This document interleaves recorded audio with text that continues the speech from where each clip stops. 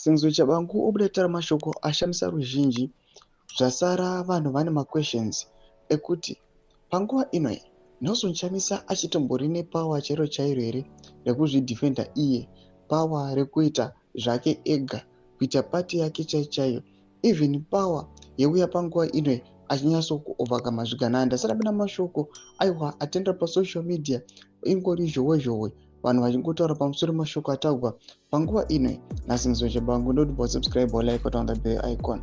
Tina paende varakashi for ED Bulawayo abudanya vachiti breaking news. Citizen Coalition for Change Triple C Secretary General Singizwe Chabangu warns Mr. Nelson Chamisa cannot start another party because constitutionally he is still our president. I will go to court. He challenged. Do mashoko anobuda anyogwa panguva ino panapa tichiona Singizwe Chabangu anoti aiwa ndotoenda kumakotsi ndotonomuchallenja Nelson Chamisa kuti akwanise kufoma another party nokuda kwekuti constitutionally ndipresident wemwe bato.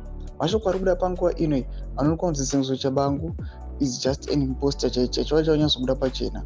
Zvinozozikanwa kunzi Nelson Chamisa akaresigna kunzi Citizen Coalition for Change nokuda kwaSingizwe Chabangu ainfiltrata pati yake pamwe chete nekuoverride mapowers apresident Nelson Chamisa. Panguva ino Nelson Chamisa anga asiri active for almost 2 years munhau dzematongero enyika. Now akuda kufoma even not a political party but just a movement inoonekwa kunzi is not a party, haina mastructures. Panguva ino Singizwe Chabangu opinda zvekare ende zvinatsokuzikanwa kunzi whether Nelson Chamisa is right or wrong anongoluza macourt cases noda kuti Singizwe Chabangu anozikanwa kuti aiwa anenge ari infiltrated, anenge ane maconnections kana nemacourts achos iwawo. Mashoko ari kubuda panguva ino ari kunyatsoonekwa kunzi this is another barrier yasangana naNelson Chamisa. Amene kuchapira sei pana comment section medu mafunguro enyu mari kudii pamusoro peopposition munyika yeZimbabwe. Pana comment section medu musana subscribe or like channel tomba bell.